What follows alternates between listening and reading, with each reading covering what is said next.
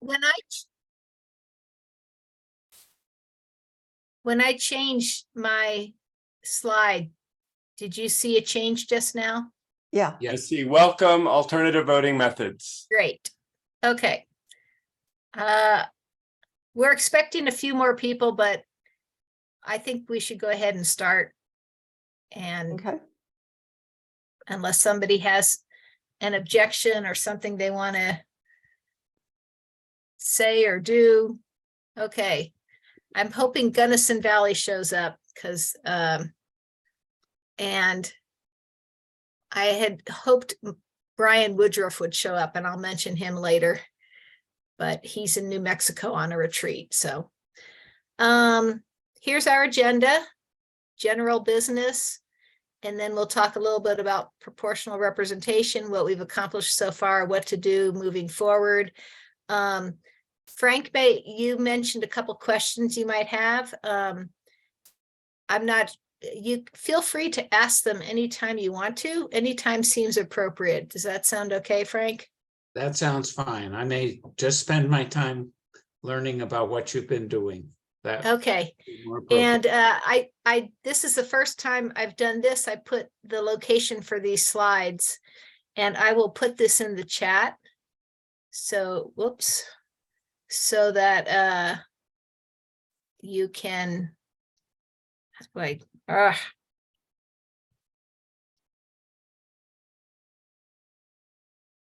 Screen sharing. Okay. I think I have to do this a little differently. Okay.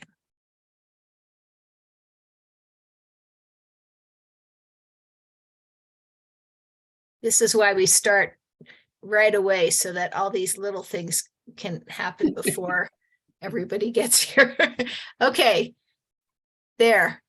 In the Super. chat is where you can access the slides. So I'm going to go back to them now. Because some of these slides we might go through a little bit fast because they're not super relevant, say, to what we're actually doing. Does anybody have anything they want to add to the agenda that they feel they won't be able to pop in whenever they want to?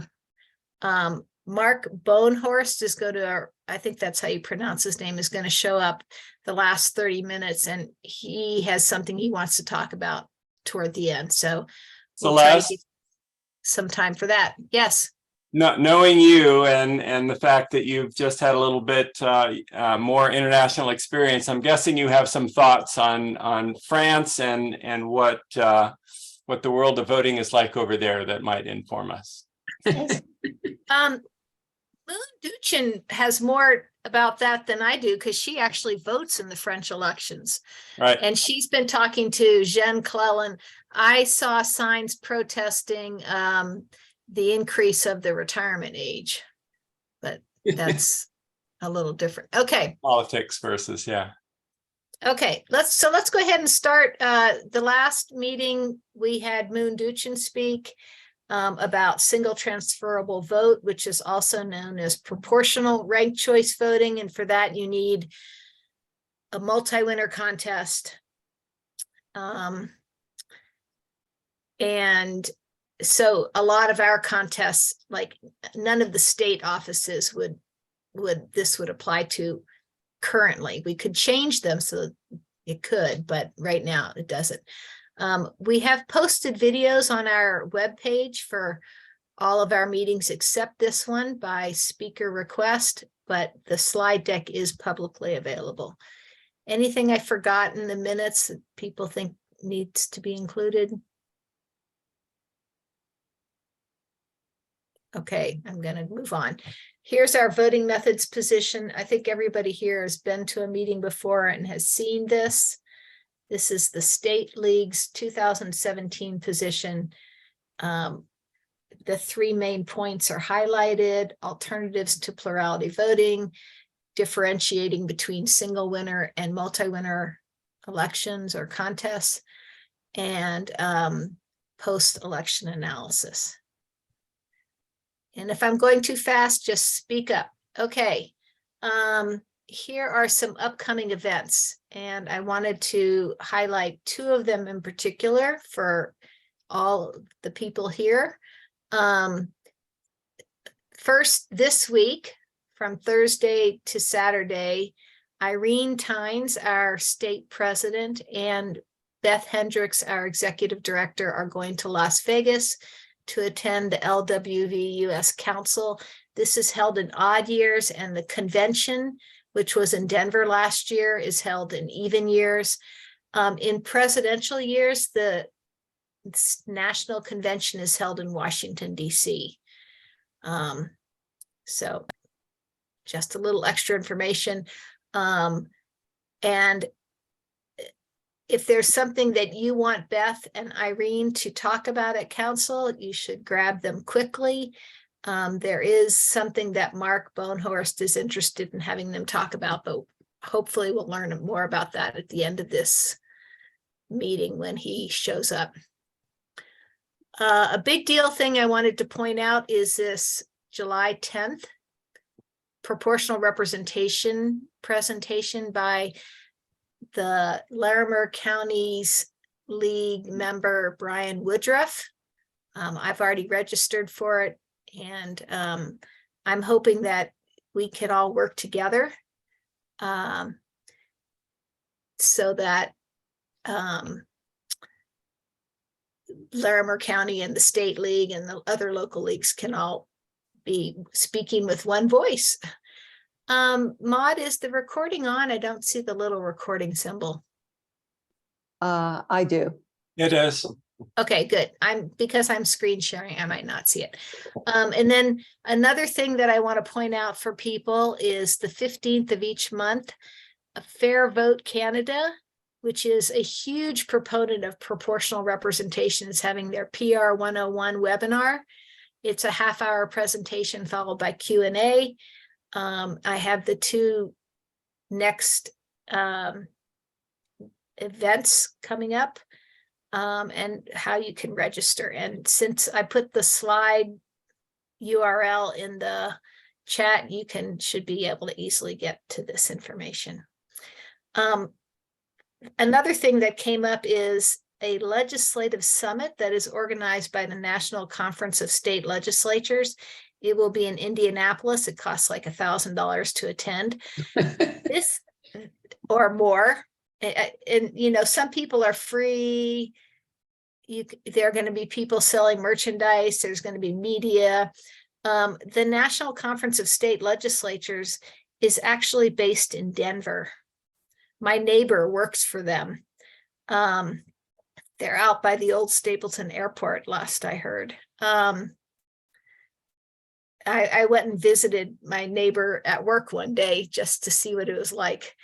And they give advice to state legislators around the nation. So this would be a great place if we had an in to talk about legislation for better voting methods at the state level. I don't expect anybody to go to it this year. I thought about attending it, but I think it's something we should keep on the radar for maybe next year. And I don't know who would pay for it, so there are a lot of issues to think about. Anybody have comments on these upcoming events before? I recall that there's an event, is it this Thursday that the Boulder County clerk is talking about implementing IRV? This Thursday at the Boulder City Council study session, she's going to talk about it. Yes. Mm-hmm. So seems like, I mean, that's really going to be where some historic decision, I don't know about decisions being made, but how it works, how it is made to work in Broomfield and Boulder are both going to be very influential in the future of how it happens. And I think of things like what information will be shared with the public and when, and will we be able to retabulate before certification so that we know whether they got it right, and How is it going to be audited and all those things? So I think that's a big event that is the public not invited to participate during study Correct. sessions? Correct. So The it's public something we can, catch up with, either, try to influence beforehand. I don't know if we've talked to the clerk at all, or catch up on afterwards. so our county clerk in Boulder is Molly Fitzpatrick. And she will be speaking at a study session. It will be recorded. I thank you for bringing this up, Neil. I think we should send the recording of Molly at the study session to everybody on the list so they can watch it, and maybe even put it on the web page for the task force. That's a great idea. One thing I've noticed about study sessions and other times when you're not allowed to communicate is if you have the council member's cell phone number or email address, you can text or email them during the meeting, and sometimes they're reading their emails and texts, and they bring these things up. This happened with me at a municipal meeting. I won't divulge any people who are reading their email, but also a Boulder City Council person told me that that's a great way to reach that person during a meeting, is to text. So thanks for that. You better keep your message short and sweet if you're going to do that. Yeah. I've done this with state legislators also. I've texted them in the middle of a hearing on their bill to tell them the correct information. So Yeah, it's best paired with, exactly as you're saying. That's a great idea to send them the Moonduchin presentation and or our pamphlet and or anything else that we have in terms of goals like transparency. I mean, where do we stand with that? And maybe this is more appropriate at this level for the elections task force thing, but or the where do we elections stand in task terms force. of having communicated to both clerks and councils and legislators about our latest thinking? Some of this may be elections task force also, not just voting methods. So, Right. But I would suggest anything that you want to send that's lengthy, as Frank was saying, keep it short and sweet. Anything you want to send that's lengthy, send it now. Right. Maybe highlight the things you want to send, you want to comment on. So, okay. So as the rest of you know, I'm hanging on by my fingernails on all of this, but wasn't Moon's presentation about something that ends up with proportional representation in multi-winners, and isn't the Boulder and Broomfield elections single person, single You are district? so on top of things. The RCV elections are all single winner. There is going to be a multi-winner non-RCV election in Boulder, but that's separate. Yeah, she's only going to talk about you're right, Maude. That's exactly right. But because she talked about single transferable vote, which is a multi-winner form of ranked choice. And I agree completely with Neil. Like when you dive into the details about how some IRV even elections have been conducted around the country, there's differences in how they choose to deal with edge cases. Like, what if a voter votes two people in the same rank, or what if a voter skips rankings? There are different choices that can be made about how to deal with some of those things. And I don't know that we have come up with any opinions about how we think they should be done, but there definitely is not a consensus. there are state rules Okay. for Colorado. Yeah. Okay. And I know Neil has weighed in on those. I've weighed in on those. And we may not have gotten everything we want. I want to go to the next screen because Yeah. there's Yeah. Neil's name is on it. At the bottom, you can see that Neil is the new league representative on the Secretary of State's Bipartisan Election Advisory Commission. Congratulations, Neil. You've already been to one meeting, you said, and it was a great meeting, it sounded like, with great connections. There were lots of wonderful things about it, and there are things that are sobering about it. And I'm honored to get to sit on the commission and try to bring up things that the league knows are important, and share opinions and positions that the league has, and just engage in general. And I want to touch base with you later about talking to Judd Choate. But that's a separate, it's not a voting methods thing, but it's an election thing. So, okay, 2 other Colorado announcements. We had a May 19th caucus at the annual meeting. Basically, it was questions and answers about voting methods, and we're going to do a couple things from that at today's meeting. But if you want all of the details, well, a summary of the details, you can go to our task force webpage, and there's a link where you can open it up. It's like a 3-page document with more links, and anyway, you can read what you want. And it was fun. I really had a great time doing it, and it was great focusing on what the audience wanted to know about. Okay, and then the last thing on this page is the Boulder County League is going to undertake a primary election reform study, which is a big deal since most seats are safe. If partisan seats are safe, the primary election is where things happen. So we need to maybe have better elections and better voting methods in those. Just to be clear, that's a study at what level? It is a local study, but it's getting state resources and support.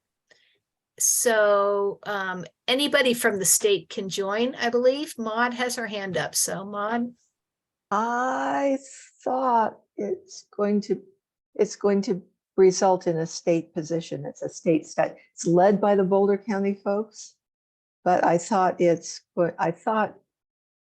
was going to be a state study leading to a state position.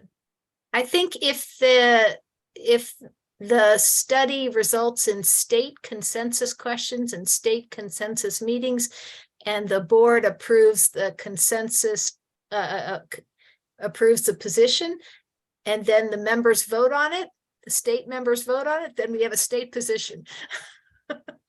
And we should encourage people throughout the state to participate. Right. Yeah. Right. But is it also a possibility? I mean, it doesn't seem like it would make as much sense, but it's a study that anyone can participate in that can result in any number of positions that might be either of local interest or of state interest or something like that. I don't know. I'm just don't have to complicate it, but Primary elections are from the county up. So it's county and state and federal. yeah, I mean, Maud, I think it would be ideal if this is a vehicle for getting a state position. Yeah. Yeah. Celeste, the election task force, I believe, is meeting Wednesday. Yep. And Karen Sheik sent out an agenda, but this would be a good thing to send to her and add to the agenda as an announcement. Okay. And I will not be at that meeting, Okay. But I would. but Neil will. Okay. I don't have that on my calendar, so I guess I need to put that on my calendar. And I will send an announcement to Karen to ask her to put it on the slides or whatever. Okay. Elections task force. Good. Okay, those are Colorado announcements. here are some national announcements. I had, this might be getting into the weeds for some of you, but I know some people at this meeting did submit comments to the voluntary voting system guidelines comment period. This is a document that is a result of the Help America Vote Act, and it anybody who wants to have software or hardware, is that correct? Software and hardware, needs to, well, they don't have to because it's voluntary, but they're encouraged to meet these guidelines. So I know Fair Vote submitted comments, including Amber McReynolds, who used to be the director of elections. I guess she works for Fair Vote now. And I think she's also on the committee that oversees the post office, because she used to work for Vote by Mail, that group. Okay. And then another national announcement is that Minnesota has joined the National Popular Vote Compact, which is a workaround, you can say, for the Electoral College that would mean that the winner of the popular vote, in other words, the plurality vote, would become president. And as we know, Gore and Hillary Clinton won the popular vote, but did not become president. So I don't know if anybody has questions about that. Okay, hearing none. We have some meeting norms, and why doesn't Jen, would you read this so I can rest my voice a minute and write a note about the elections task force? Yeah, sure. League of Women Voters of Colorado is dedicated to a harassment-free environment to facilitate productive dialogue. The league speaks with one voice based on our positions reached through member consensus. Speaking on behalf of the league requires the agreement of league leadership. Great. And if there are any questions, now's the time to speak up. Okay, I think we'll go ahead and do some introductions. First of all, Jane Dunk, I think, might have been brand new at the last meeting, but she's now jumped right in. She's doing everything. Beth Hendricks was on the call earlier. Katina Frierson, I just met her at the Leadership of Democracy, is that what it's called? Leader of Democracy event. Maud is on the call. I'm on the call. I'm going to stop sharing so we can see everybody. There's a note in the Zoom that Pat I just can't got see it the back. Zoom anymore, so I told her to. Oh, well, we see you, Pat. Do you see us? I do Okay. now. Good. I don't know what. Okay. Pat, would you go around and call on people to introduce themselves? Sure. I'll just go in the order that I see you on my screen.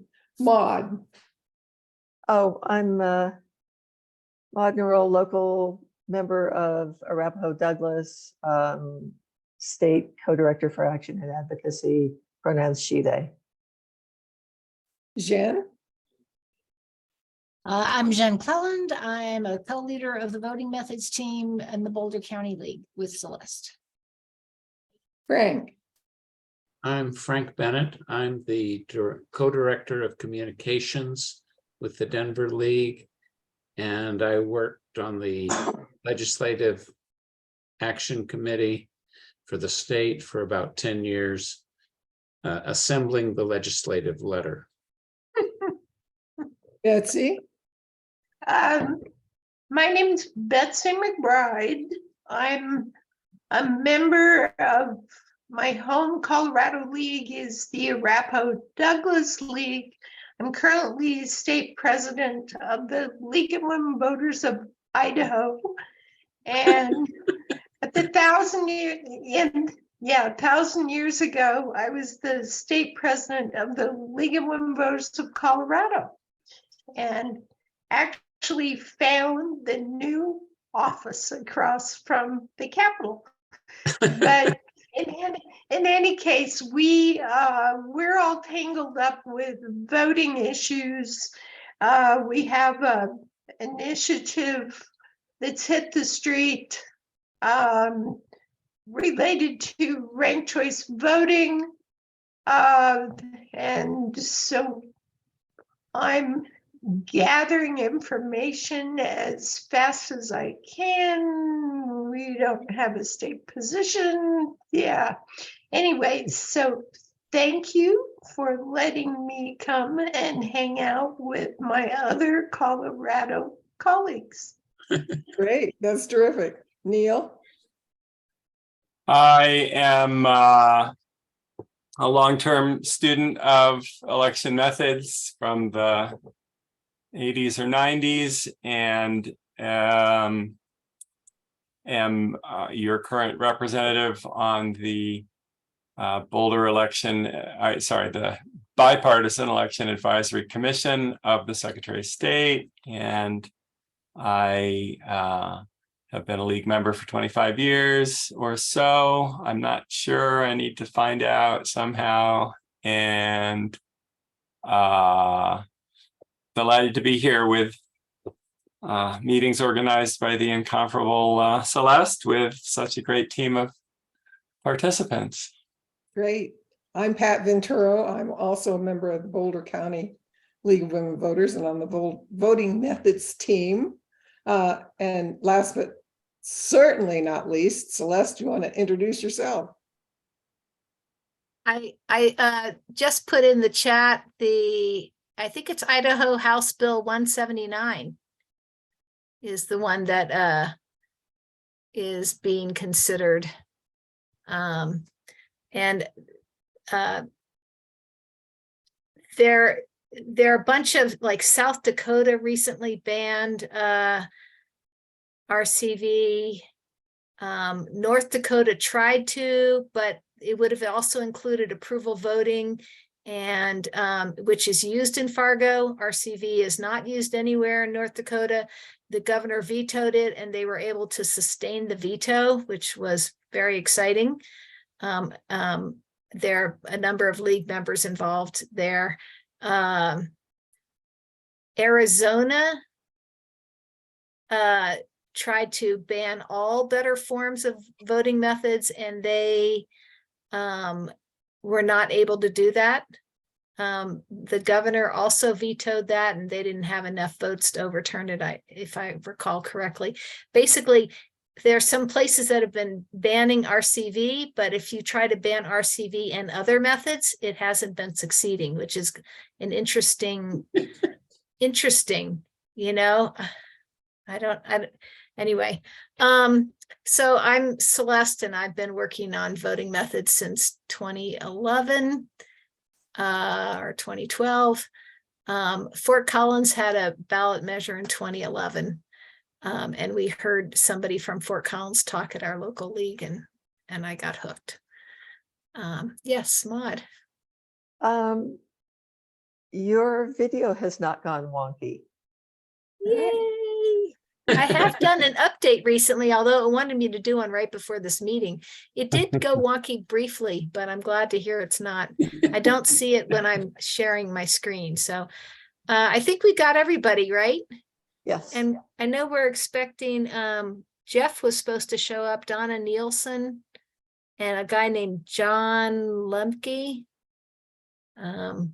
Okay, let's go back to.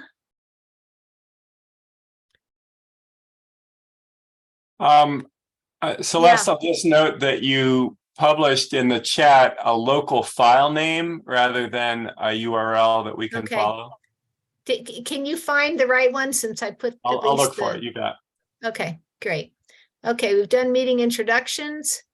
Let's talk about the next meeting date now instead of at the end when everybody's ready to go. Next month is July. I know that at least two, and I heard a third person also mention that who's here right now also all mentioned that July would be hard. So we're actually proposing, in line with several other task force, that we take a break from the whole group meeting in July and regroup in August.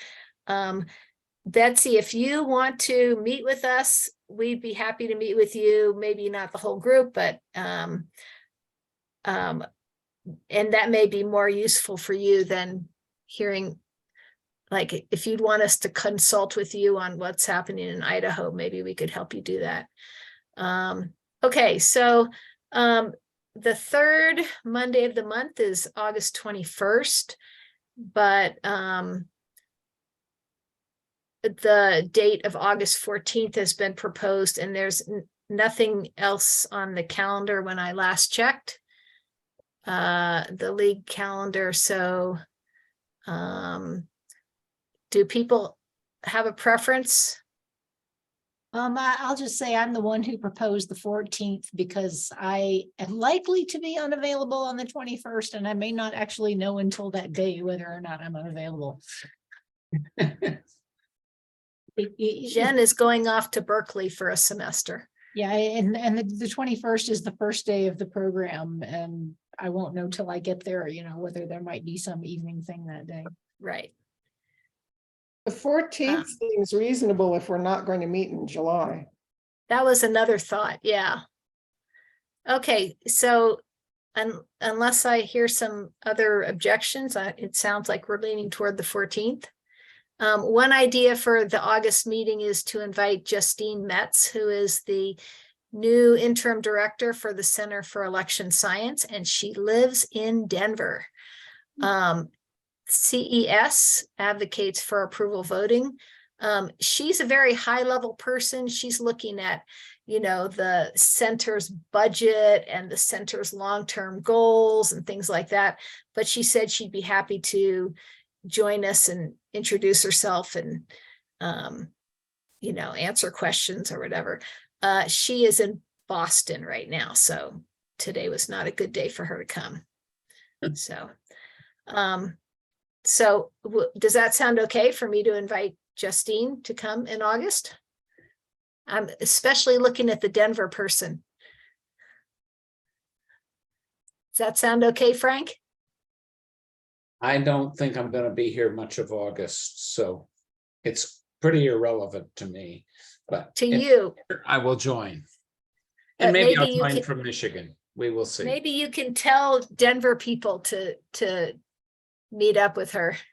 You might see her in the grocery store, who knows? Okay. She actually said that the first voting event she went to was in Boulder.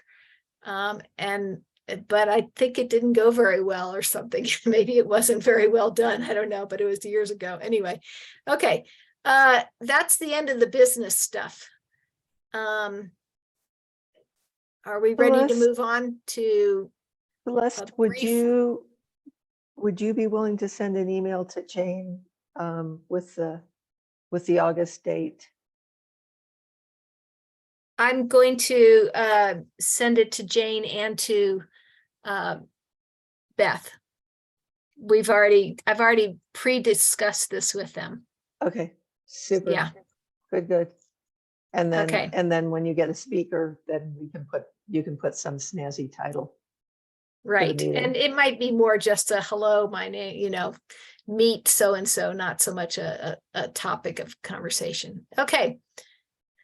And so proportional representation is something that we've talked about. It's something that is not talked about very widely, and it's because it's more complicated, I think, than single winner voting methods, but please interrupt as we go along. I like to start with why we think proportional representation is good. The top pie chart here shows that the voters break up into 3 different groups. 40% are in the polka dot group, 22% are in the grid group, and 38% are in the green squiggly line group. And if you have block voting where 40% vote for the polka dot group and the other two groups vote, for their two groups. All of the 5 candidates who are white polka dots will get more votes than any of the other two groups. So you get a non-proportional result with 5 polka dot people representing the entire city. This is called plurality block voting. Or some people call it winner take all. But that only that- happens if your populations are evenly distributed throughout those 5 districts. In No, other, this is for when, like in the city of Boulder, we elect 5 council members. at large. At large, Yeah. okay, And I in got it. Denver, you elect 2 city council members at large. right. So, yeah, it doesn't always work like this exactly, because some people will only vote for one candidate, so that their one vote has more power. There might be 7 candidates running for 5 seats, that the 7 are all from one slate, so this is an example of a non-proportional result. It doesn't mean it happens all the time. And then on the right side with the smiley face is the proportional result, where the 3 groups, and they could be neighborhoods, they could be renters versus homeowners, they could be racial groups, they could be ideological groups. It's however the voters vote, and it can cross boundaries. So it could be a racial and a racial breakup and a renter versus homeowner breakup, for instance, or neighborhood breakup. So it just works out all by itself. It's very cool, I think. So So if it's all at large, the various groups could get together to achieve a proportional result or not. Does this suggest districts versus at large? at large means is different from districts. Well, So, yeah, but if you move to districts, Right. are you more likely to get proportional result? You want me to take this one, Celeste? Sure. Yeah, so the answer is that it really depends. Okay. Historically, districts have been widely accepted as a legal remedy, particularly when this plurality at large system disenfranchises minority racial groups. A lot of times case law has been in favor of districts. But the only way that districts can fix that is if whatever group is not in the majority, be it racial, political, other, is geographically concentrated somewhere so that you can actually draw a district where they have the majority. And the reason why historically this was a remedy for minority representation is because historically housing has been very racially segregated. And so it's been possible to, draw, say, a majority Black district in a lot of places. But as housing gets less segregated, whether it's by race or political party, or as Celeste said, it could be along anything, districts don't work so well unless you have clustering somewhere. And she hasn't gotten to this yet.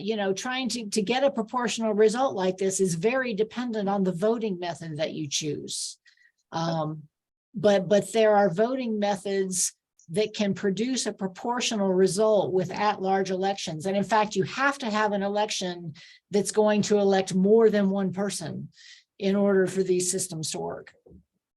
Okay, So thank that you. means if you have a single winner district, like all of our members of Congress, all of our senators, all of our state legislators in Colorado are elected in single winner contests. So you'd get no representation in that district, you might, I mean, you get some Republicans, you get some Democrats, so you do get a mixture of political affiliations overall, but a Democrat in Colorado Springs gets no representation. A Republican in Denver gets no representation. Whereas if you were electing 5 people to the Denver City Council and you could vote on all of them and elect 5, then probably a Republican would get elected because they are, 20% or 15%. You don't need that much to get to win one of those 5 seats. No, if you elected all the people in Denver at large, let's say you were going to elect 5 city council people in Denver, and I, as a Democrat, can vote for 5 people, then I vote for 5 Democrats, and all the other Democrats do that, and no Republicans get in. Well, that's called plurality block voting. That's the left-hand side. With a proportional voting method, you don't get to vote that way. The votes are, you get to vote for 1, or you get to, your vote gets weighted. There are different tabulation methods, and the next slide talks about how proportional ranked choice voting works. And actually, so something I meant to email about and forgotten. I came across an article yesterday. So one of the places that has used a proportional voting system that's a proportional form of ranked choice voting is the city of Cambridge, Massachusetts. They've used it to elect their entire city council, 9 members at a time. They've done this for 100 years. And I just came across an article the other day, an interview with a recently elected city council member about how this works from the perspective of the candidates, which is a little bit different take on it. And I'm just going to drop that here because it was actually a really interesting read. I've given talks on the Cambridge elections because my husband grew up there, and we spent a month there during election season, and I interviewed lots of people, the election commissioner, Robert Winters, who keeps the website, one of the school board members, et cetera, voters, the archivist in the library. Yeah, so it's, and they put on their signs, vote for me #1, like #1 ranking. So we're actually going to do, look at this short video. It's 3 minutes, and I'll probably stop it in the middle so I can make comments and you all can ask questions. They call this instant runoff voting 2.0, but it's more often called PR in Cambridge for proportional representation, or PRCV, or some people just call it RCV, but that's confusing because RCV means so many different things. Or the traditional name is single transferable vote, because each person gets 1 vote. Frank, you were talking about voting for 5. You don't get to vote for 5. You get to vote for 1. But I was talking about with the current voting system. you Right, have with to- the current, If you want to get proportional voting, you have to do something different. right, exactly. Okay, let me, can you see this? Can't see the video yet. You'll need to stop sharing the screen and start sharing the screen that's playing the video. Okay, let me make this video big. I'll just stop sharing and then I'll worry about it. Okay, And Celeste, when you share again, make sure you check the box that says share sound or audio or something. Otherwise, we will hear it. I'll do the best I can. Don't know how to make this big, so I may not make it big. I don't think that matters. I think it's going to show Okay, however your size is. okay, let's see, share. Share screen, here we go.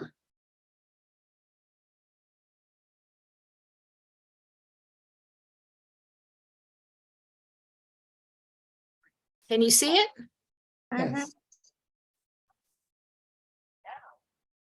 I don't This hear is any not working sound. very well. I just turned it off because I'm only seeing half the screen. Yeah, right. Yeah. I can't hear it either. Right. Can I put the link in and somebody else share the screen? Sure. Why don't you stop sharing, put the link in the chat, and I will see if I can mess it up. Or I could try it again. Okay, that Either, wasn't working. either way. Okay.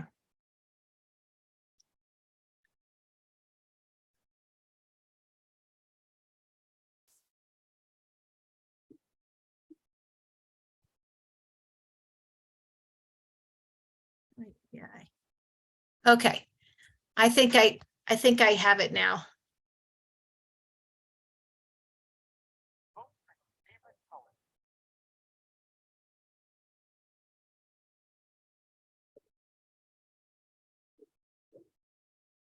Okay, here we go.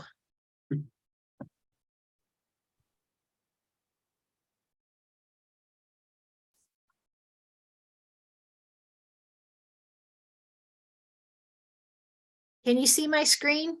Yes. Yes. Yes, Okay. you can't hear anything. Can you hear anything now? Yes. Not very Not loud though. really.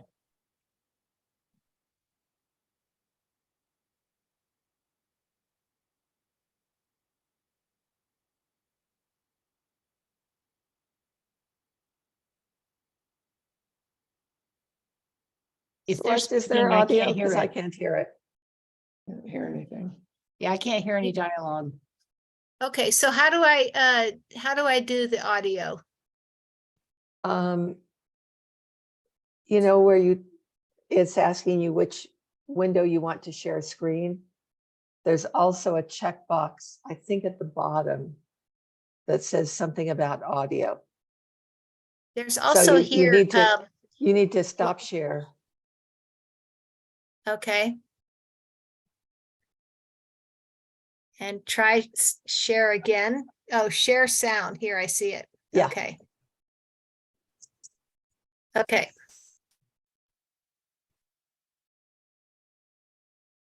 Vote for your favorite we go. colors. The instant runoff way. Now with fractions. We already showed you how instant runoff election.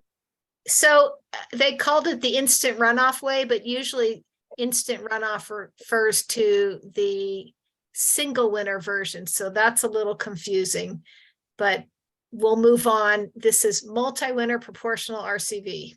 Elections work when there's only one winner. But when there's more than one winner, it's a little more complicated. We have 5 colors to choose from, and we're going to end up with 3 winners. To start, each voter chooses a favorite color, a second choice, and a third. All right, purple is my first choice, yellow comes in second, and I'll put blue in third place.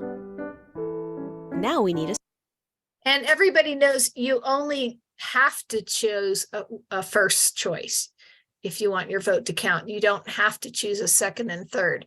If your first choice is eliminated, then it's a good idea to have a second and third, but you're not required to have a second and third. Any questions? Okay, I'm moving on. scoreboard. There were 36 votes cast. There will be 3 winners. In order for a color to win, it needs more than a quarter of the vote. That's because if a color gets that much, then it's mathematically impossible for it to lose. 36 divided by 4 is 9, and we need just over that. So plus 1 is 10. 10 votes is the finish line. Make it there, and you're one of the 3 winners. So let's count the votes. So you can see the red line at 10. That's the threshold. Anybody who gets to 10 votes is automatically a winner. So 10 times 3 is 30. Did they say 4 winners? There are only 3 winners, right? Three winners. 3 winners, 10 times 3 is 30. 30. And then What's left over couldn't possibly win. they're right. Okay. Were there 36 or 39? 36. 36, because it's divided by 36. 4. Okay. Right, okay.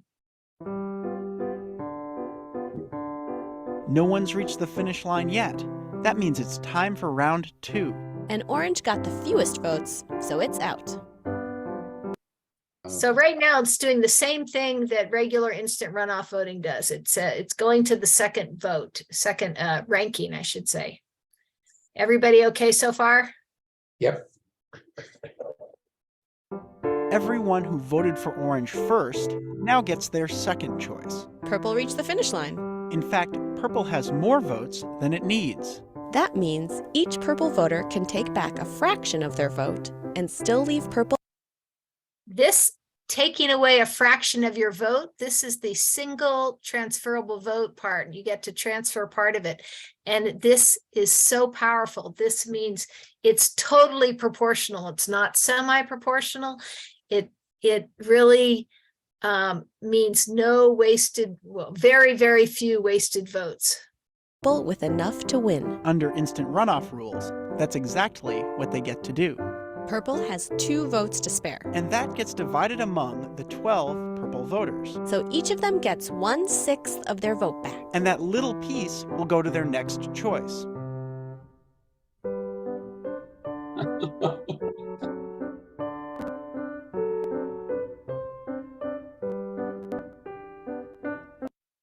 So this is why it's called with fractions.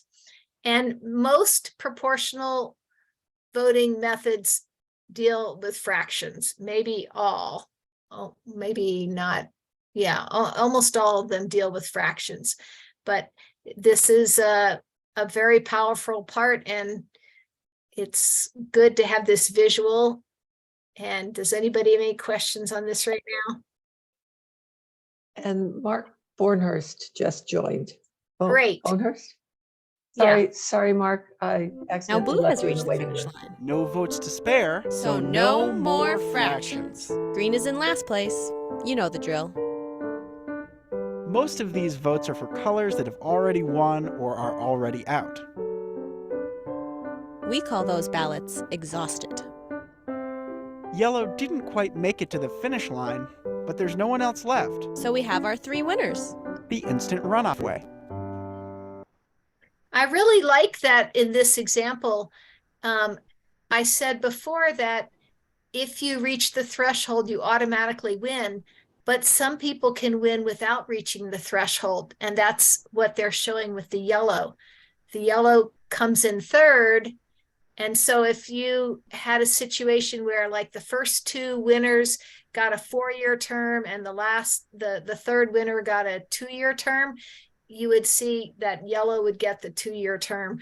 And this happens in Cambridge, right? The 8th and 9th candidates often will not reach threshold, but they'll be the last 2 standing. So they end up getting elected.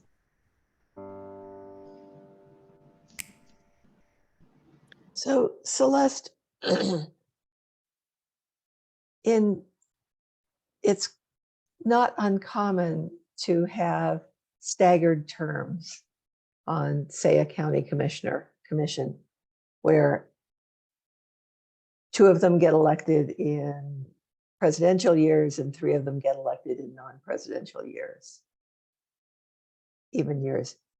This, it sounds like, works better if everyone's up for election at once. It depends on how fine you want the proportional representation. You know, the finer you make the proportional representation, the more likely you are to have the extremists or the crazies, the people who are supported by 5% of the population, right? I mean, that's one of the things about people complain about Israel or maybe some other countries, and they have very low thresholds.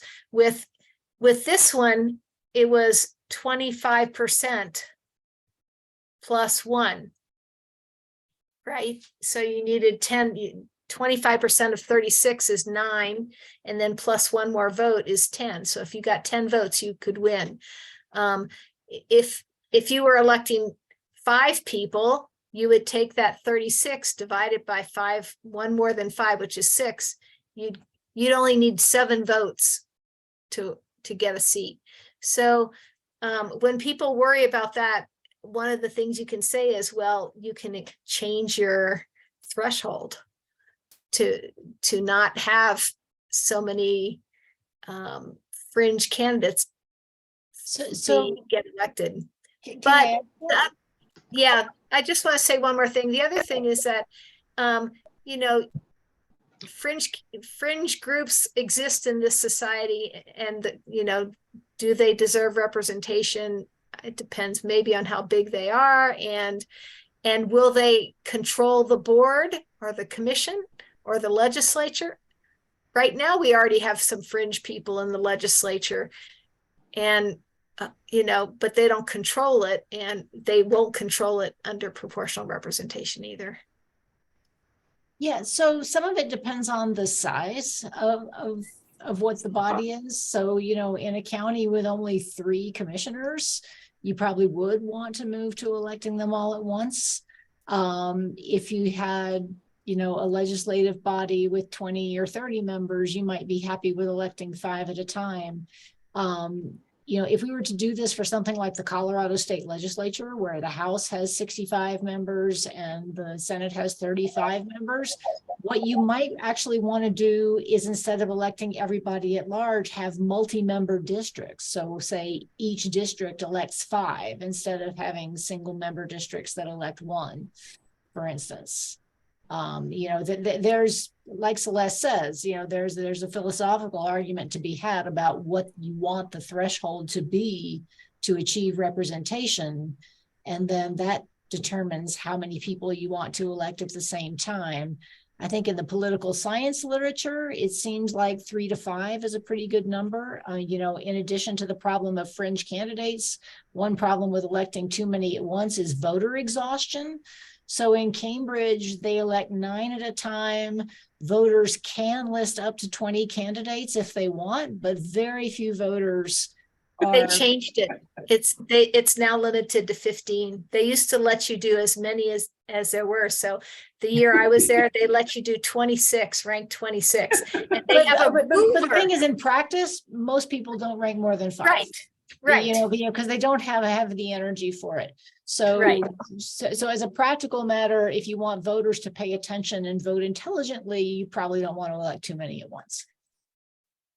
Yeah, because if you only elect, if you can only rank 5, and if there are 5, if there are more than 5 candidates on the ballot or more than 5 seats, then you're kind of right back where you started in terms of a minority being able to get a plurality of seats. Well, and my point too is that in Cambridge, you can rank 15, but very few voters do.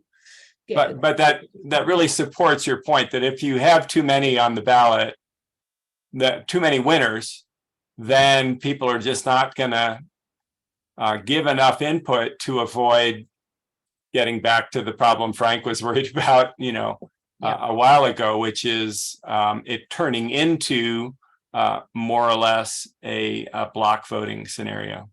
Mm-hmm. So Les, did you just say that in Cambridge, they've now limited to only 15 people on the ballot? Correct, only 15. You can only rank 15. You Each can only voter rank can 15, rank 15. or as many candidates as there are, whichever is less. So if you only have 12 school board members, you only rank 12, but they always have more than 15 city council candidates. So it's limited to 15. And they provide a ruler in the precincts polling places so that you can line up your sheet of paper and not double ranks two candidates at the same ranking. And then they also take your piece of paper and they run it through a machine there. And if you made a mistake, they offer you the chance to do about two more tries. If you made a mistake on ranking 10, rank spot number 10, you might not care. But if you made the mistake on ranking number 1 or 2, then you might want to do your ballot over again. So is there confidence that voters are able to rank 15 candidates, or will we end up with Robert Kennedy getting 17% of the votes just because of his name? You may end up with Robert Kennedy elected to one of the 9 seats. Yes, that would not surprise me. However, I was going somewhere with this. You wouldn't be elected president. No, Yeah, and he would be outvoted by all the others. right.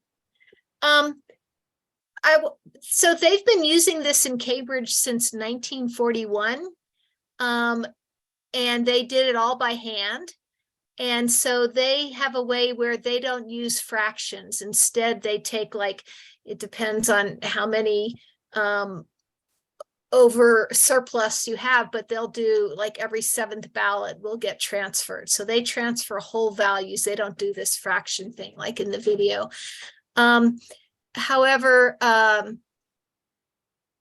Boulder also used this proportional RCV before the RCV term was ever invented for 30 years, from 1917 to 1947, and it provided proportional representation. And some people don't like proportional representation. They want all the power. They want winner take all power. And so there were multiple attempts to overturn it, and eventually it did get overturned. It got overturned in a lot of places during the communist scare time.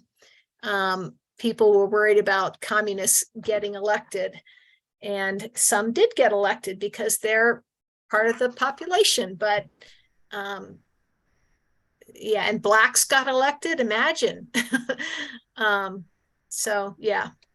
I wanted to say one more thing about why this is proportional. So in the example with the pie charts, we talked about a slate of candidates being the white polka dots, or a slate of candidates being the grid with the orange grid. In this, these are individual candidates. So the purple candidate might align with the blue candidate, but they're different people, and you only can select one person. And in this case, like I could imagine in Boulder County, which is very Democratic, the Democrat would win the first seat, the Democrat would win the second seat, but a Republican might actually win the 3rd seat. And it's really good for government to have different voices at the table. It really helps with accountability. And if you look at Broward County in Florida, which is a very Democratic county, they've had terrible problems with their government, and they've had problems. They've had election fiascos there. And part of it's because they have not, there's nobody to hold the Democrats accountable. So it would be really good, I think, to have some diversity of opinion and some accountability in government. So I'm a big fan of proportional representation. I did want to say one more thing about the New York City mayoral contest. And there you were allowed to rank 5 candidates, but there were something like 15 declared candidates. And Rob Ritchie, who's head of Fair Vote, which is the US Fair Vote organization, and it's a big proponent of instant runoff voting and proportional RCV and any kind of RCV. He recommended that people choose their favorite candidate, whoever that is, for their first choice, and then make sure that the other 4 choices include include some of the front runners. Preferably out of your 5 choices, you should have 4 of the 5 front runners so that your vote would count in the final round. So there's some strategy that you might want to consider in instant runoff voting. There's less strategy in any proportional method because they tend to all come up with the same basic group of winners if they're proportional and people vote sincerely. So do you want to see this video one more time? Do you want me to put the link in the chat? Should we move on to the rest of our meeting? Mark is here and I know he has things he wants to say and we only have 22 minutes left. Let's move on then. I would suggest we move on. Okay, I'm going to, do I need to stop sharing this and then go back to the other one? So I don't see, oh, there's Mark. Hi, Mark. Wave to us. Mark is coming from Minnesota. And John, welcome to you. Where How are you? Where are I'm in you coming Longmont. from? Longmont, Colorado. Longmont, great. Okay. I'm with We got a lot- RCV for yeah, never mind. RCV wife is driving. Colorado, welcome. And the Forward Party.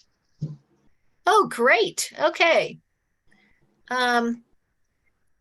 Okay. And you all have a convention or something this weekend.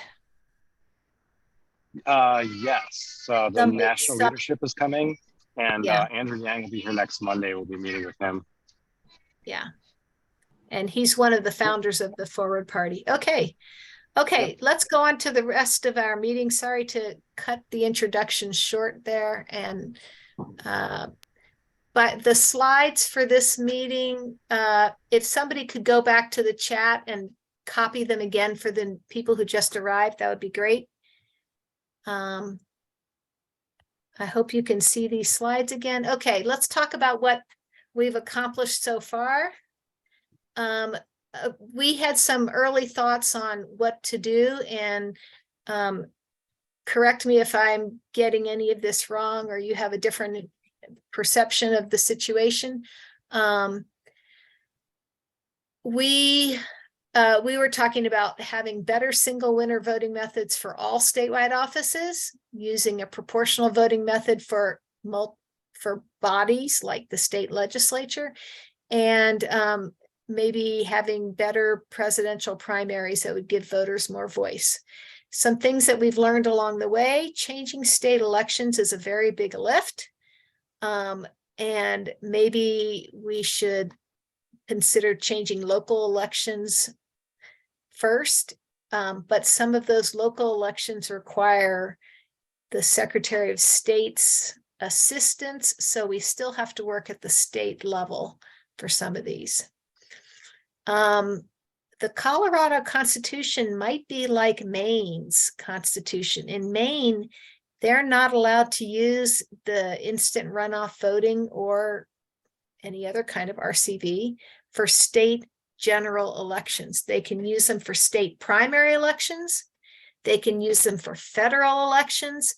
But when it comes to electing the governor in the general election or state legislators, they're not allowed to use RCV because I think it's I read recently that they're looking to change that. I don't know. believe they are.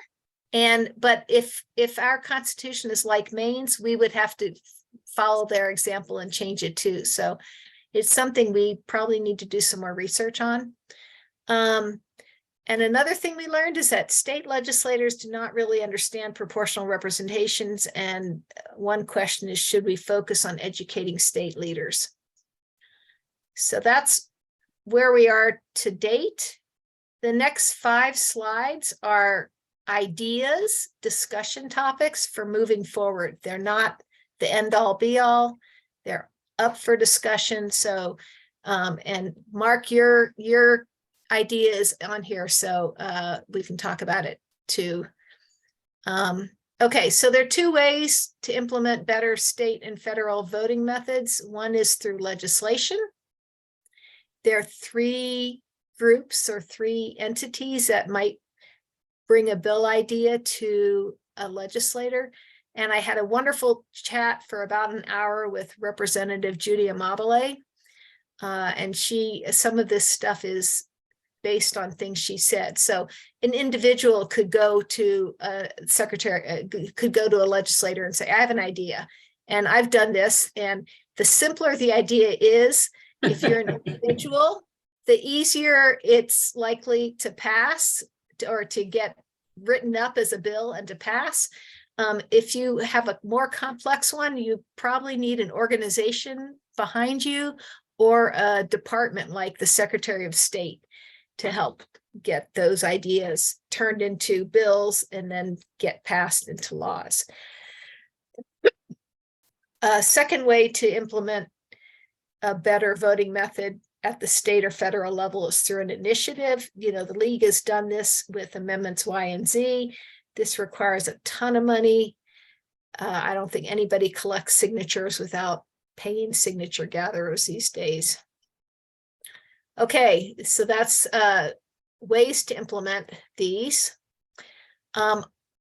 Just quickly on the signature gathering topic, I haven't followed the very latest, but you can now gather signatures online, and I dare say that you can try to get out your signature gathering efforts by paying people, and I don't know if anyone has actually tried it yet. And it used to be that you had to choose. Anyway, it's complicated. So yeah. The city of Denver and the city of Boulder allow online signature gathering, and Denver has had success doing it.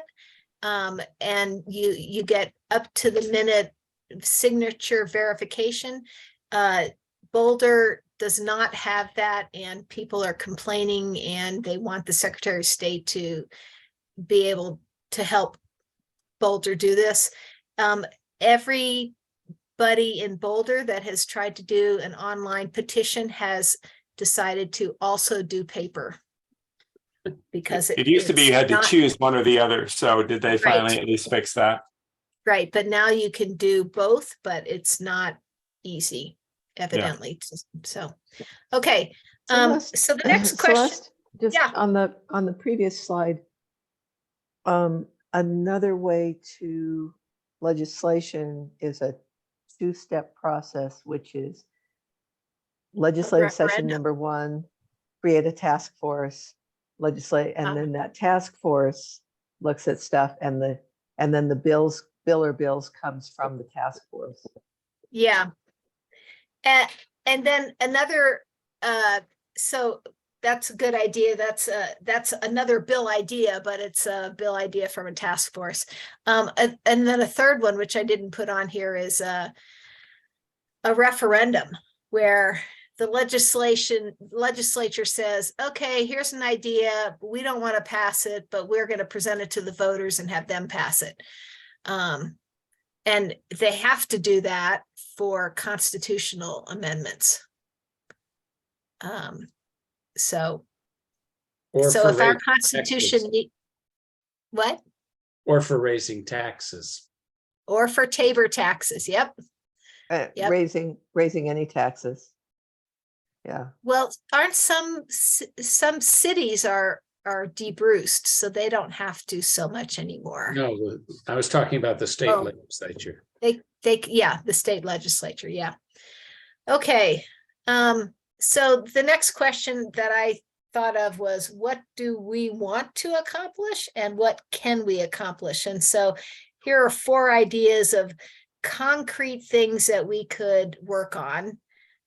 We may come up with more, we may decide none of these are worth it, whatever. Right now, cities can use RC, instant runoff voting, single winner, RCV. And the Secretary of State has to set up the procedures so that the county clerks are required to conduct those elections. You know, we could ask that counties be required to have those same procedures so that if a county wants to use RCV or another voting method, then it could be set up to do that.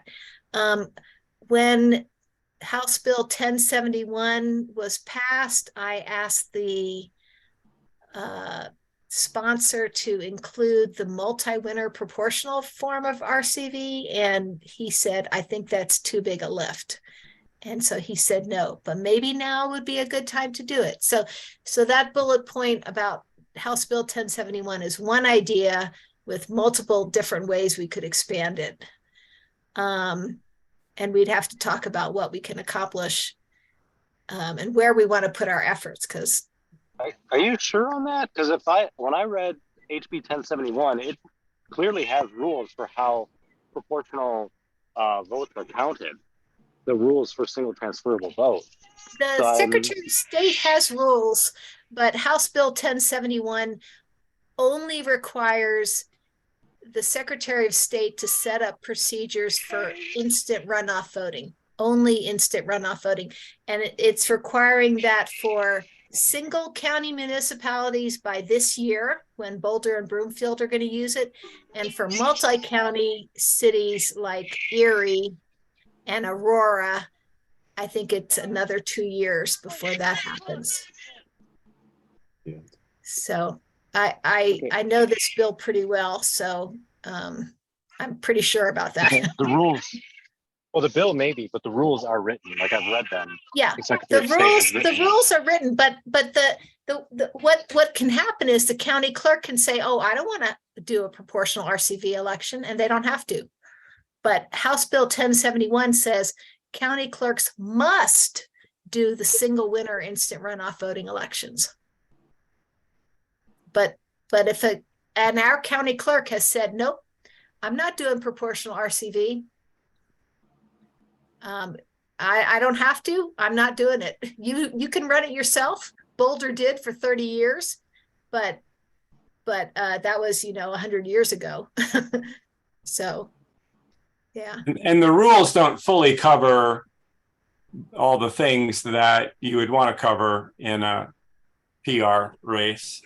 And we don't actually have auditing methods, risk limiting auditing methods that are at all efficient, that work in particular for single transferable vote as a multi-winner ranked choice approach. I mean, at some point, I don't know when the right time is, maybe now as we think about kind of the importance of auditing and verifying results, as we've covered in previous meetings, when there's enough different aspects to and rules for dealing with ranked choice ballots that people like Alameda County get the answers wrong, and the people need to be able to check the results, and that means transparency for cast vote records, and it means the ability to do good audits, and we don't yet have that for multi-winner ranked choice. So I think there are other methods that would actually be more auditable and worth considering for that, among other reasons. Like So when we get into the details, that's definitely, the audits are definitely something we need to consider. Absolutely. Well, it isn't. What do you mean by when we get into the details? We don't want to adopt a method that we. Right now, we're talking about 4 different concrete things that we might want to pursue. Once you pick one of those or more than one of those, then you discuss the details. Right now, we're just doing sort of the big picture. So a presidential primary bill is another option. And there was actually a bill that was introduced and then immediately PI'd, which means killed, postponed indefinitely. And it was not a very well-written bill, and I wish that they had involved the league earlier on this, because I think we could have helped them get a better bill.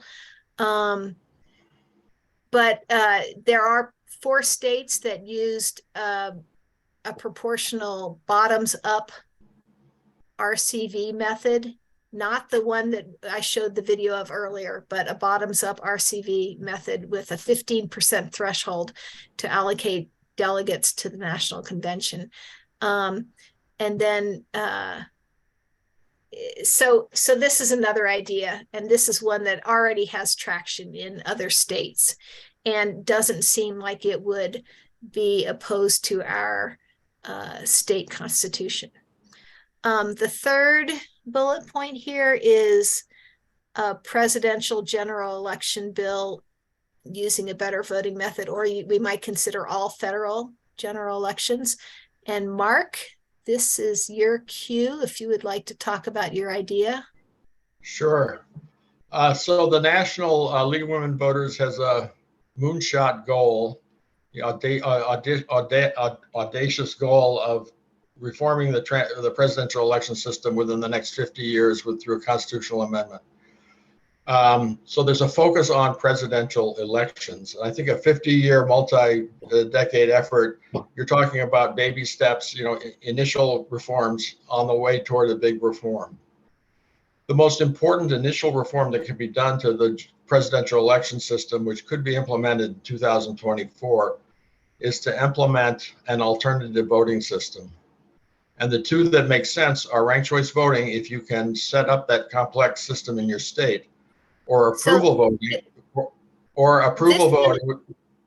I'm sorry. The RCV form that you're talking about is the instant runoff voting, Yes. the single winner version. I just want to make that clear because the presidential primary bill uses a different one. So we're talking about IRV here, instant runoff voting. Okay. Yes, thanks for that clarification. So this year in the Minnesota legislature, before I joined the league, Fair Vote was pushing a comprehensive instant runoff voting system for Minnesota, a bill for a study which wouldn't take effect for several years. As somebody who studied presidential elections for over 6 years, I was concerned about, well, what does this mean for presidential elections? And so I testified in both chambers that the study should be expanded to include not only ranked choice voting, instant runoff voting, but also consideration of the possibility of approval voting, which was used in the original Electoral College for 4 years and discussed in the Constitutional Convention. And in the Minnesota legislature eventually amended the bill, so it's no longer a legislative commission, but a study to be conducted by the Secretary of State, which shall include but not be limited to ranked choice voting. So Minnesota is primed to look at both ranked choice voting and approval voting through the person of the Secretary of State over the next year and a half.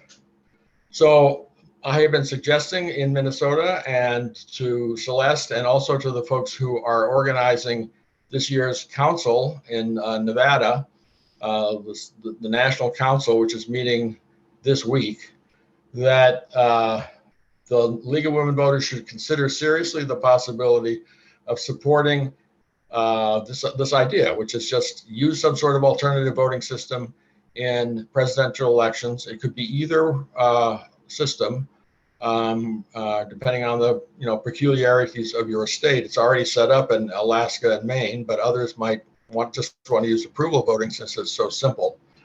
And I'm trying to get that on the agenda. I've written directly to the folks who are organizing the conference. There's a 3.5 hour session in the afternoon on June 23rd about how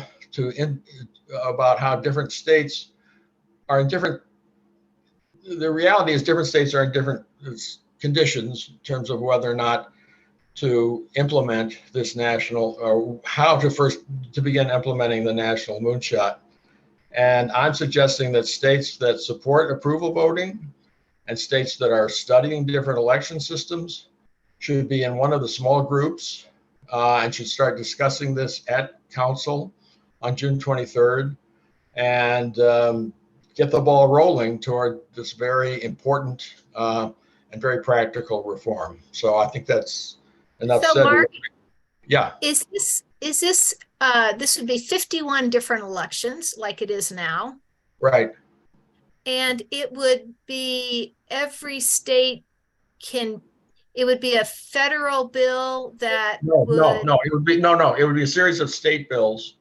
Okay. The idea is this is It seems like it could be a federal bill, just like the U.S. Fair Representation Act in the last bullet point is a federal bill that talks about using proportional ranked choice voting to elect members of Congress and instant runoff voting to elect senators.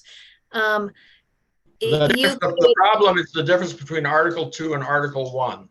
Article 1 gives Congress the authority to pass any rule it wants for congressional elections. Article 2 puts that authority in the state. So until we can get a constitutional amendment, which is what the moonshot is all about, until we get to that point, we have to go state by state, particularly focusing on battleground states and focusing on states that are doing studies and on states that support both ranked choice voting and approval voting. That's my thinking. Okay. I think we should move on because we're running up to the end of our time. I might want to reach out to you, Mark, and ask a little bit about questions like Maine. And Maine is already using RCV, but not for their presidential elections, right?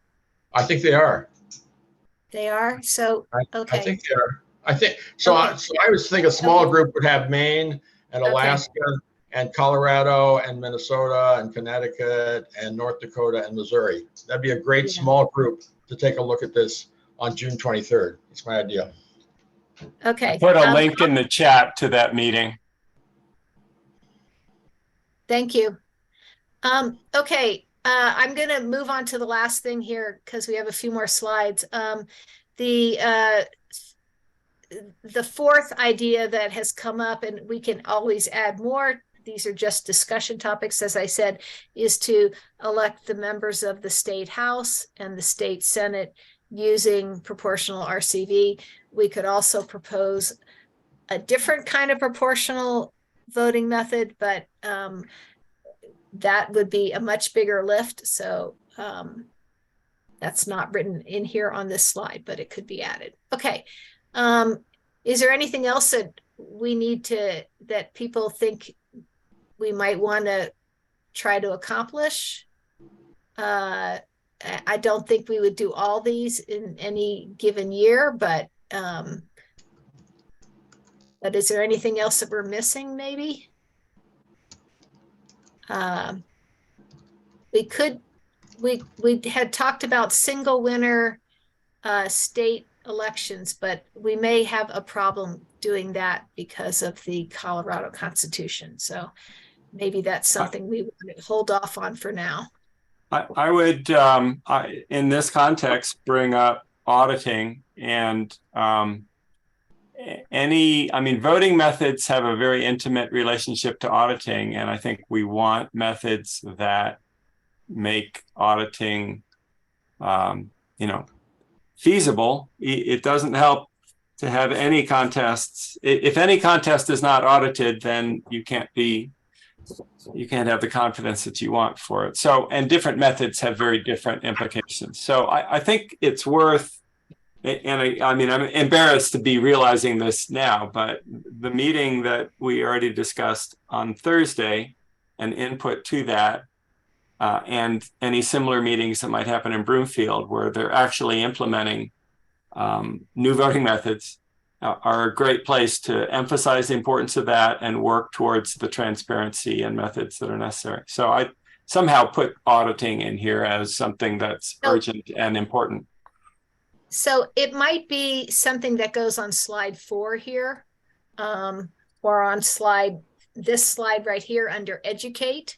Like, we want to create momentum for change to accomplish these goals, especially proportional representation. I think the legislators don't know very much about this, but talking to Judy Amabile, we could hold multiple 1-hour workshops via Zoom, focusing on their questions, giving some introductory information.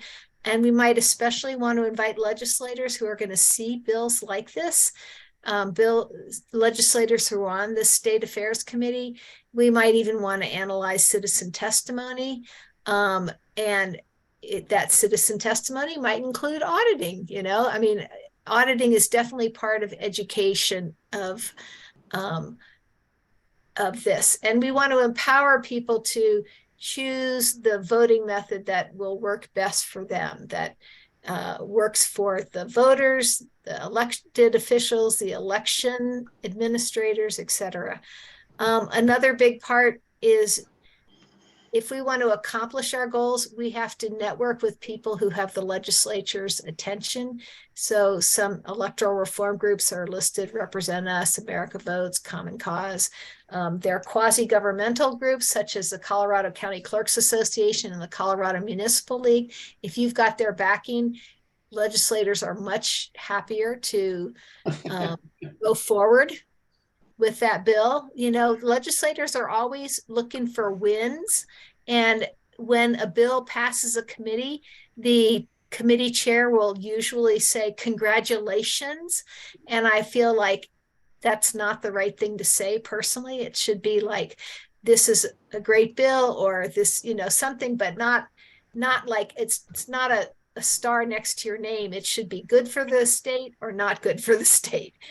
In that context, I would just add to your list, which is excellent, and this is the right place to bring it up.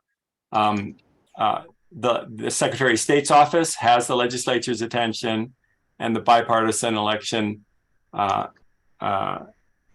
Advisory Commission, which I'm on, is one way to channel information to the Secretary of State and hopefully to legislators. But yeah, so that's all great. Thank you. And does that group meet once a month? No, it meets maybe 3 times, at least 3 times a year. So, but you know, sometime I think 2 more meetings this year. So there's room to have all that influence legislation next year. It's a large group, so it is. And you probably have some. And it connects with a lot of other groups that Yes. are, you know, potential allies. Yeah. So Kent Theory is a multimillionaire, and we've worked with him on amendments Y and Z. And if we had his attention, if he were working with us, and he's very interested in electoral reform, we would have the legislature's attention also. So, okay. So what are our next steps to accomplish these goals? One idea is to create some subcommittees, an education subcommittee, somebody to organize these workshops and make them happen, to send out the invitations, and a networking subcommittee to start schmoozing and making connections. It's all very important. It turns out personalities matter, connections matter. And I'm not sure they actually break down as action and advocacy the way it's written there, but we are at the end of our time. I really would like to create some subcommittees. I'd really like to have a lot more people at this meeting. And I would like some advice on going forward on this particular step, but I'm going to go to the next slide and just to close out the topic today. So as we look at what we would accomplish with better voting methods, we could have more people run for office because we wouldn't be afraid of the spoiler effect. It used to be that you only needed 20% of the assembly voters to vote for you. We could go back to that because we wouldn't be afraid of having a lot of candidates on a ballot. There would be real competition. We would have representation for minority groups in areas. That would be great. We could have bipartisan county commissioners, and we don't see very many bipartisan county commissioners in Colorado. So that's it for the slides today. We have our next meeting scheduled for August 14th. What do we want to do in terms of, do we want to create some subcommittees to do these things? We might want to start having workshops in August for legislators, for instance. Zoom is preferable because then they don't have to go back to the Capitol. I'd be willing to work on an education subcommittee. I think Neil should be on a networking subcommittee since you're on the Bipartisan Election Advisory Commission. I just volunteered you, Neil. I don't know if anybody else wants to. well, I don't know if you can hear my baby is screaming in the background. So it's not too loud, but like at Yeah. work, whenever we have to do big things, it's like there should be 1 to 3 things that you want to accomplish. And I mean, in just the last 30 minutes that we went through, there was a lot. And I feel like the first thing would be to narrow down what you want to do and have a plan of how you want to implement 1 to 3 things, like with the state legislature. I think Right, you're like- right.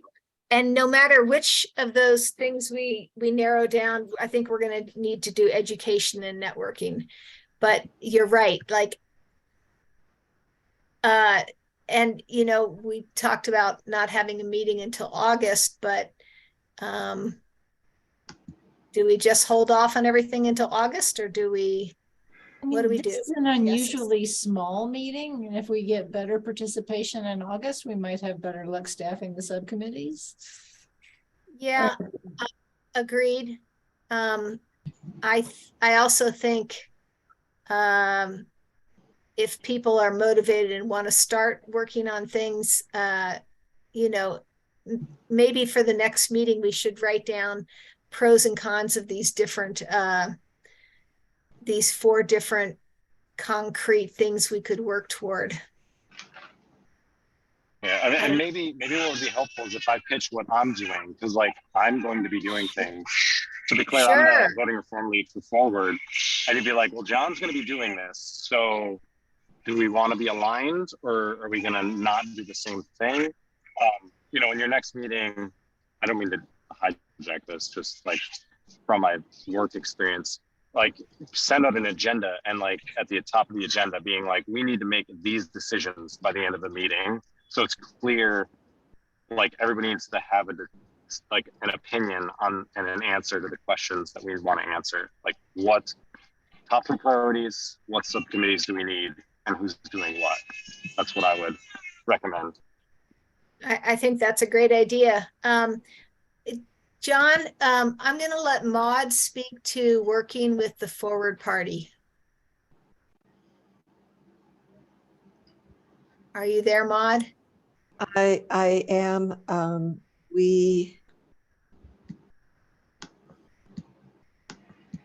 so the league is fiercely nonpartisan, which means that we do not endorse any party, we do not endorse any candidates. And so we're happy to have people of different parties participate in our task forces, but we cannot do a formal alliance with any particular party. Yeah, I mean, I think that's fine. I think it would be helpful if you just knew what I was doing and that would drive your decision making. And it can be one way, like I'll tell you what I'm doing and you guys can make choices and decisions based on what Forward's going to do. And you don't need to give us any inputs if that's, the better way for you. Yes, and we also need to be careful that it's a one-time, one piece of information rather than regularly when the Forward Party meets, they're going to talk about what the league is doing. That actually was a problem with somebody else earlier. And Forward? Not the Forward Party, different political party, but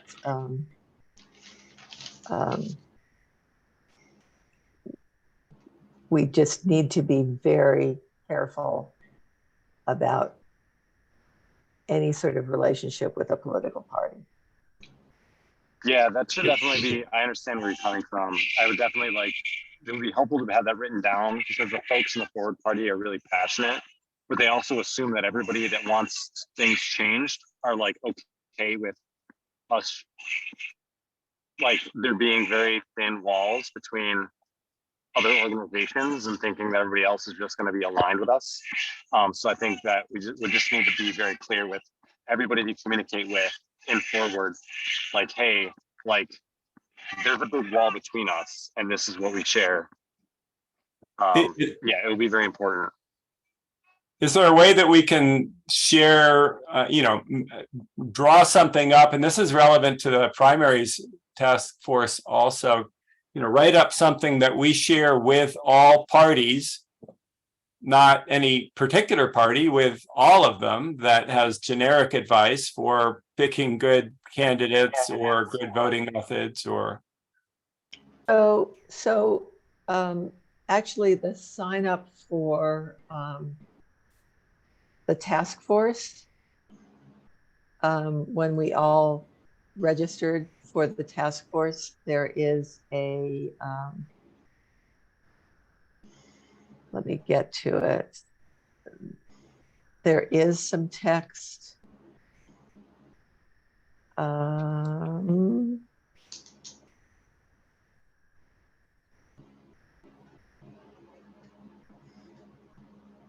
That pops up.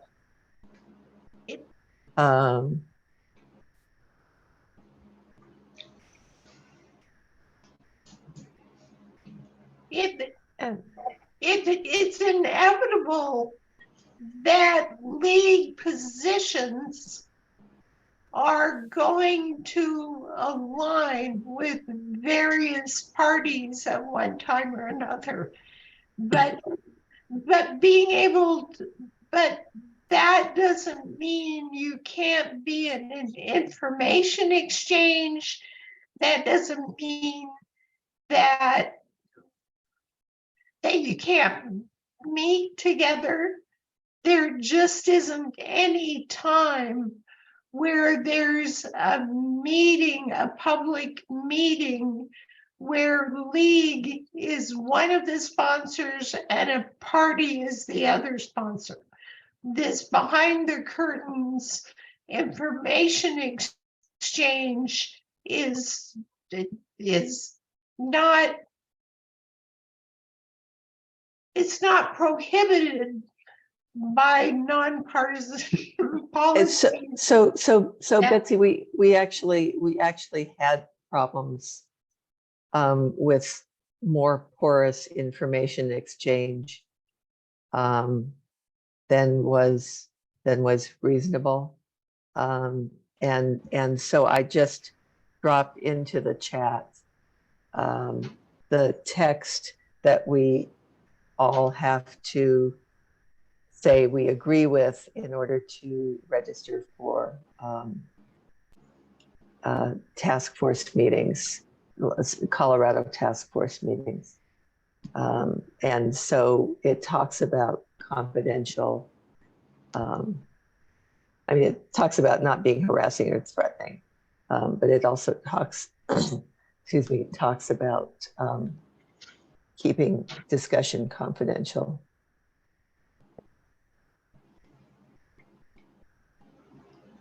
So I'd like to jump back to where we are right now. I put my name and Neil's name down on possible subcommittees. So we might want to start thinking about these things. And if there are other people who want to work on this with us, that would be great. Or we could go out and recruit some people. And then in terms of the 4 concrete things, Mark, I put your name down next to presidential general election. Thank you. Be glad to see my name there. Do we know who is representing Colorado in Nevada in 4 days? Yes, it's Beth Hendricks, our executive director, and Irene Tynes, our president.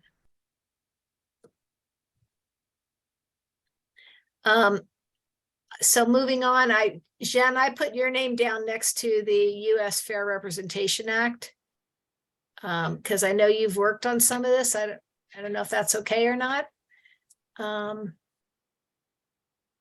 you still on the call, Jen? She had to jump off. Okay. So this is So it's okay. this is the person is not here, fair game to assign them to something. Okay, and then, like I said, I know a lot about House Bill 1071. I helped to write it. And I'm happy to work on that a little bit, but I also think that I have a lot on my plate. So if maybe we end up working on one of these things instead, or the presidential primary bill, I think RCV for Colorado may be working on this some too. Anyway, right now I put down some question marks, so. Celeste, did the Colorado League already do a glossary? There's a glossary, yeah, we did a glossary in our study. Yeah. And we also have a bunch of abbreviations on our alternative voting methods webpage at the Okay. very top. It's on the Boulder County webpage, Celeste, not Colorado, isn't it? It's the alternative voting methods task force page. Oh, it's in there too. Well, the study is not, but I'll share my screen one more time and show you. So here's the state league position. If you go to advocacy, and then you go to alternative voting methods, this is the page you get. And at the very top, it says a guide to voting methods, abbreviations, and terms. Thank you. That seems like a great piece central to the education. It's unfortunate that every sphere has its own language, but there you have it. Sometimes it's needed. And then down here, if you want to see what happened at the voting methods Q&A caucus, there's a summary and you can click to see that summary. So some of your questions might get answered there also. And Celeste, John Lemke had to drop off, but he also believes that RCV for Colorado is working on presidential primary RCV, and said Forward Party will be pushing city councils in Colorado to implement RCV. I think they're working on Aurora in particular.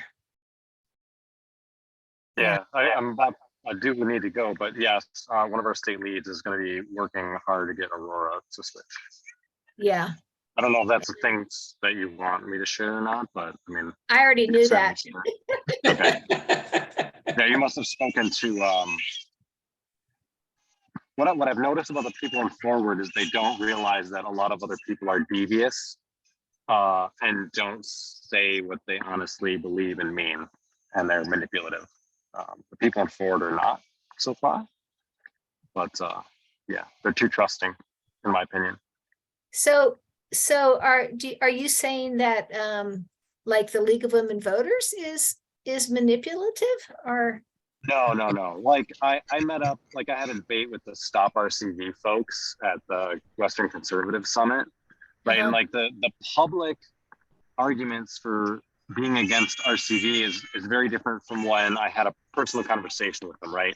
His view is he wants to eliminate all primaries. He doesn't want voters to choose candidates. He wants the party bosses to choose all candidates. And they absolutely do not want proportional representation. They want small states to have a much larger power over. Now, small states have much more power than large states, right? Like that's what they really want. But then there's like the public-facing discussion that they have is very different. When you read an article against ranked choice voting or against voting reform, they can't say that because people will be like, "Oh, you're going to take away all our primaries, period, and we're not going to get to choose the candidates at all." People would not go for that. I don't think many people would. I think what happens is people try to sell something and they sell it using the most simple language, and there are so many details that they haven't talked about that are integral and important in the big picture. And we spent 3 meetings going over Colorado's election structure because there's so many details. Yeah. And yeah. Okay, That wasn't I didn't mean to imply the league. I meant there are other people that, you know, are disingenuous Yeah. in the world. yeah. I think we shouldn't hold people on much longer. This has been a very fun meeting and informative, I hope, and Frank has laughed a number of times. One of the things that I'm laughing about is I think that the education has to go a lot further than the legislators. I think one of the criteria for a good voting system is that people understand it. Yeah, And people do understand that the person who gets the most votes wins. And some people even understand that that doesn't happen all the time in the presidential elections. right. But when I was watching you cut up, or watching the video where people were cutting up the votes, I thought that one is not going to be understood by most people. Yes, people in Cambridge understand it, although they don't actually do it that way anymore. They Yeah. don't all understand it. And And I and think- one of the things you hear in these education events is, okay, voters, just rank them the way you want them in order of preference. You don't have to worry about the rest of it. The candidates care, the election administrators care. A lot of voters do care, but yeah,